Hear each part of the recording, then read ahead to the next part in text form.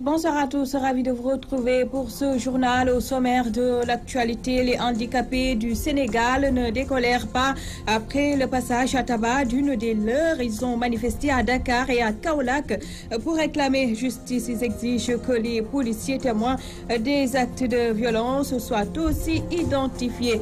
Autre colère, celle des étudiants de l'École nationale des arts. Ils ont barré la VDN ce matin pour exiger la reprise des cours. L'école est paralysée depuis 2 mois par une grève des professeurs. Et puis le maire de Grand Dakar au centre d'un litige foncier à Rufisque. Des familles de Dangou l'accusent de spoliation. Jean-Baptiste Diouf dément et refuse de céder. Voilà pour les grands titres.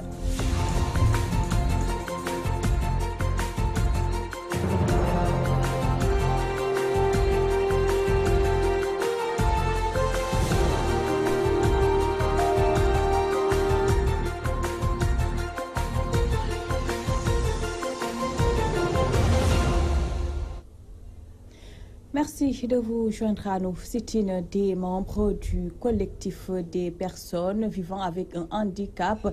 Ils ont investi la place de l'obélisque pour crier leur indignation après le passage à tabac d'une handicapée par un agent de sécurité de proximité. Une plainte contre X a été déposée. Le collectif exige l'identification des policiers témoins des faits. Les précisions de Rohandong. Les personnes vivant avec un handicap ont tenu ce lundi 11 juin 2018 un sitting à la place de l'obélisque pour s'indigner du fait qu'une de leurs camarades, la nommée Awa Gueye, soit brutalisée par un agent de sécurité de proximité alors qu'elle tendait la marche à la rue Carnot, boulevard de la République. Aujourd'hui, on a fait un rassemblement au niveau de la place de l'obélisque pour dénoncer ce qui est arrivé le vendredi. L'acte irresponsable, l'acte indigne, l'acte... Je ne peux pas qualifier, je ne trouve pas même pas le mot, un adjectif pour qualifier cet acte que l'ASP a fait sur la personne handicapée. Il a fait sur une femme. Tout le monde sait que la femme a un double handicap. Non seulement une personne handicapée, en plus elle a un handicap lourd. Elle est sur fauteuil roulant. Qualifiant cette situation d'un manque de considération à leur égard, elle demande à ce que les responsabilités soient situées et l'auteur soit condamné. Nous demandons que justice soit faite dans cette affaire.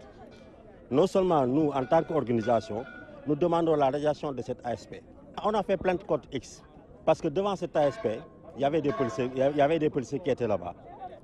Donc, le tribunal doit convoquer ces personnes qui étaient avec cette ASP. Parce que c'était leur chef de poste. Ces personnes handicapées qui se disent isolées de la société justifient leur mendicité par le fait que l'État ne dispose ni de programme ni de projet pour elles. Les handicapés, ils n'ont pas besoin d'être mendiés ou bien d'être dans la rue de mendier. Ils n'ont pas d'emploi, c'est ça le problème. Donc tant qu'ils n'ont pas donné de l'argent à ces personnes en situation d'handicap, de l'emploi, mais ils n'ont qu'à laisser ces personnes de se mendier pour gagner leur pain, pour manger. Les personnes vivant avec un handicap promettent d'organiser une marche les jours à venir si justice n'est pas rendue dans cette affaire. En réaction à la violence exercée sur une des leurs à Dakar, les handicapés de Kaolack ont barré la route nationale numéro 1 ce lundi. Ils ont ainsi exprimé leur colère avant d'exiger que l'acte posé par un ASP soit sévèrement puni. Les détails avec Al-Hassan Ba. Pour manifester leur colère et signifier leur solidarité à une des leurs violentées, humiliées par un agent de police de proximité à Dakar, les handicapés de Kaolack ont barré la route nationale numéro 1 plus d'une dizaine de minutes et ont lancé leur cri de cœur. Jamais l'on n'a vu chose pareille. On n'arrive toujours pas à le croire. Un être humain traité d'une telle façon, avec cette méchanceté, son prochain, surtout une personne vivant avec un handicap. C'est atroce. Une personne démunie qui faisait que chercher quoi nourrir sa famille. C'est trop d'agir de cette façon, car nous sommes des citoyens à part entière, comme tout le monde l'est. Cet acte de l'ASP n'est pas une chose à répéter. Par qui que ce soit, nous ne le permettrons plus jamais. C'est fini. Ces personnes vivant difficilement avec leur handicap et qui n'ont que la mendicité comme seul remède pour subvenir à leurs besoins et faire vivre leur famille ne sont pas prêtes à arrêter de mendier, disent-elles. Nous sommes des soutiens de famille. Il ne faut surtout pas l'oublier. Nous rencontrons beaucoup de difficultés. Parfois, la pluie nous coince et personne ne nous aide. Et tout cela, nous le subissons pour nourrir nos enfants. Alors, qu'ils arrêtent de nous interdire la mendicité. Ce n'est pas de notre volonté si nous sommes ainsi. C'est la volonté divine. Étant au courant que l'ASP mise en cause est arrêtée, ces handicapés de Kaolack demandent à l'État de prendre des mesures fermes pour que justice soit faite. Comment peut-il se permettre de violenter ainsi un handicapé? On veut savoir pourquoi a-t-il agi comme ça, qu'il soit sanctionné sévèrement. L'État doit prendre des mesures fermes contre cet acte de l'ASP, car on en a assez de ces violences. Le barrage de la route nationale numéro 1 est une stratégie bien réussie grâce aux chaises roulantes qu'ils ont utilisées pour se faire entendre et non loin de la police centrale où quelques-uns de ces éléments et de bonne volonté les ont convaincus de céder le passage aux véhicules. Mais Touti et ses pairs ont terminé leur marche devant les locaux de Walfadjri Kaolack. Al-Hassan Ba, Walfadjri. Dans l'actualité du jour, il y a également le mouvement d'humeur des étudiants de l'École nationale des arts. Ils ont barré la VDN ce matin pour exiger la reprise sans délai des cours. Les enseignants de cette école sont en grève depuis 2 mois, d'où les risques d'invalidation de l'année. Le président de l'amicale des étudiants, Moussa Faye, est joint au téléphone par Fatou Bintou Diouf. Il y a de cela 2 semaines, nous avons parlé dans les médias, mais les autorités du ministère de la Culture n'ont pas répondu à nos préoccupations. Ce qui fait que ce matin, nous avons décrété 96 heures ici à l'École nationale des arts. Ça fait 2 mois que les professeurs ont suspendu les cours au moyen et au supérieur parce que le statut, parce qu'ils demandent des réclamations, ils font des réclamations par rapport à le formateur, mais également les indemnités n'ont pas été payées, les indemnités de formation ont été suspendues, les indemnités supplémentaires ont été suspendues par les autorités. Mais également, les bourses ne sont pas payées il y a de cela 2 mois à l'École nationale des arts. Donc nous voulons que ces bourses, que le président avait exigé qu'elles soient payées à partir du 5, soient payées dans le plus rapidement possible. Ici à l'École nationale des arts, nous devons aller en Korité, nous allons à Tamba, nous allons à Kédougou, nous allons à Matam, et nous sommes là en train d'attendre. Et nous savons que si rien n'est fait, demain encore, nous allons bloquer cette VDN, nous allons à une vitesse supérieure. Litige foncier à Dangou dans le département de Rufisque. Les familles Lébou accusent le maire de Grand Dakar d'avoir spolié leurs terres. Fou répond ce dernier. Jean-Baptiste Diouf soutient que ces terres appartiennent à ses fils. Najib Sagna. Un litige foncier oppose des familles Lébou sur l'encadrement de Djeri Diakhaté et le maire Jean-Baptiste Diouf de Grand Dakar. Les familles qui se disent propriétaires du titre 919 disent être spoliées d'une partie par le maire. C'est une famille qui dispose avec beaucoup de titres fonciers. Ils ont au moins 5 ou 6 titres fonciers qui leur appartiennent de la ligne maternelle. Bon, on a partagé les terrains pour 5 familles. Chaque famille a 4 hectares et demi. Jean-Baptiste Diouf, maire de Grand Dakar. Je suis allé au domaine. On a constaté qu'il y a un droit réel qui n'a pas de service, néant. Jean-Baptiste, en première instance, on l'a battu. En deuxième instance, la cour d'appel, je ne sais pas, il a fait ses montages jusqu'à avoir un arrêt. L'affaire est pendant devant la justice, c'est-à-dire la cour de cassation. Les gens continuent à travailler. Alors que l'affaire est pendant la justice. L'affaire est pendant devant la justice, mais qu'il arrête les travaux, c'est tout. Pour Jean-Baptiste Diouf, le terrain a été acquis en 1957 par ses beaux-parents qui l'ont finalement cédé à sa femme. Aujourd'hui, ce terrain appartient à ses enfants. Et le maire de Grand Dakar dit s'opposer à toute personne qui osera s'approcher de ce site. Le terrain en question a été loti et des ouvriers sur place s'attellent aux travaux. Toute chose qui énerve Djeri Diakhaté pour qui l'affaire est déjà pendante en justice et les travaux doivent être arrêtés. Le fils Naïssa Niaga, télévision Walfadjri.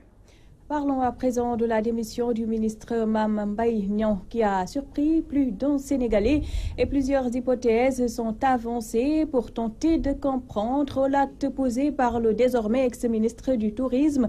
Le journaliste formateur Ibrahima Bakhoum livre son analyse au micro de Rohandong. Cette démission, c'est vrai qu'elle est très surprenante venant de Mame Mbaye Niang qu'on considère peut-être comme un des fidèles parmi les fidèles, ou en tout cas au moins quelqu'un qui est toujours prompt à défendre le président Macky Sall, ça c'est clair. Maintenant, qu'est-ce qui s'est passé? Est-ce que c'est parce que son nom aurait été cité ou directement ou indirectement cité dans cette affaire de Prodac? Si c'est le cas, de deux choses, où ils se disent très bien, moi j'ai rien fait, je n'ai rien à me reprocher, et la meilleure preuve que je n'ai rien à me reprocher, s'il doit y avoir une action en justice, je suis prêt à répondre. Et le faisant, évidemment, il met à l'aise le... Je ne vais pas continuer à être dans l'attelage alors que je suis accusé de ou je suis suspecté de. Ou alors, il a effectivement fait. Et en haut, le président peut-être, sentant même qu'effectivement ce Mame Mbaye Niang est allé trop loin, lui aussi, le président, décide peut-être de marquer un coup en disant, bon, très bien, trouve les moyens de partir, et puis on verra ça plus tard. Une autre possibilité qui est là, c'est que il se dit, ben écoutez, peut-être que maintenant c'est compliqué, il y a des bruits partout dans le gouvernement, dans l'APR il y a des conflits, à Benoît ça ne marche pas. Enfin, ça peut rendre pessimiste. Et de ce point de vue, évidemment, je suis pas en train de, je pose des hypothèses. Est-ce que c'est cela qui fait que, ben écoute, il dit, ben, très bien, j'ai rien à perdre, à la limite même, on est encore à 6 mois de la prochaine présidentielle. Je ne connais pas exactement la formule, mais si effectivement il peut continuer encore à recevoir son traitement d'ancien ministre pendant 6 mois, bon, ben, c'est toujours ça de gagner. Et il aura réussi à marquer un territoire d'une certaine manière, marquer les esprits. Mais si ce n'est ni l'autre des cas, simplement c'est qu'il a été renvoyé, mais on y met les formes. La municipalité de Mbacké vole au secours des maîtres coraniques de la commune. Elle a octroyé au Dara une enveloppe de 5 millions de francs CFA pour les aider à mieux prendre en charge les jeunes talibés à Mbacké. Mamadou Makhtar Sarr. Les maîtres coraniques sont des acteurs de développement qui méritent d'être appuyés dans l'exercice de leurs fonctions. C'est ce qui a poussé le conseil municipal à leur octroyer une enveloppe de 5 millions de francs CFA pour une meilleure prise en charge de leur Dara. Déclaration faite par le maire de Mbacké, Abdou Mbacké Ndaw, lors d'une conférence religieuse. Les maîtres coraniques rencontrent d'énormes difficultés. Et nous avons proposé au conseil municipal d'allouer une rubrique à ces maîtres coraniques. Ce qui a été fait, une enveloppe de 5 millions de francs CFA. Et nous avons organisé, il y a de cela 3 ans, chaque année, nous organisons une cérémonie pareille pour doter du matériel, des denrées à ces maîtres coraniques, pour pouvoir les accompagner afin de résoudre l'essentiel des problèmes que vivent les enfants dans les daras. Si nous voulons vraiment promouvoir l'équité au niveau de tous les enfants, nous devons promouvoir tous les apprenants, mais aussi et leurs enseignants, que ce soit coranique ou école française. Ce que nous avons fait durant ces 3 années, vraiment a contribué à l'amélioration nette des conditions d'existence des enfants au niveau des daras. Le maire de Mbacké a aussi profité de cette cérémonie religieuse pour octroyer des financements d'un montant de 30 millions de francs CFA aux femmes de sa commune. Le 8 mars, nous avions déployé 21 millions de francs CFA pour les femmes de la commune de Mbacké. Aujourd'hui, nous avons décaissé 30 millions de francs CFA pour pouvoir accompagner les femmes de la commune de Mbacké. Ayant reçu 1 million de francs CFA par groupement, donc ça va les pousser vers l'autonomisation. Donc ça leur permettra de mener des activités génératrices de revenus qui leur permettront d'accompagner leur famille en idéal. Les bénéficiaires saluent cette initiative qui va leur permettre de mener à bien leur activité génératrice. waxtu yi rek lañ ko soxlaa nag ndax diggante korité jëm Tabaski ba màggalu Touba heure yooyu rek mooy liggéeyu jigéen ñi. Touba Mbacké, Mamadou Makhtar Sarr pour la radio-télévision Walfadjri. Voilà qui met un terme à ce rendez-vous d'information. Merci à vous de l'avoir suivi. Votre rendez-vous sportif du lundi, aire de jeu, c'est à 21h avec Nicolas Sonko et Cheikh Tidiane Gomis. Très bonne soirée à tous.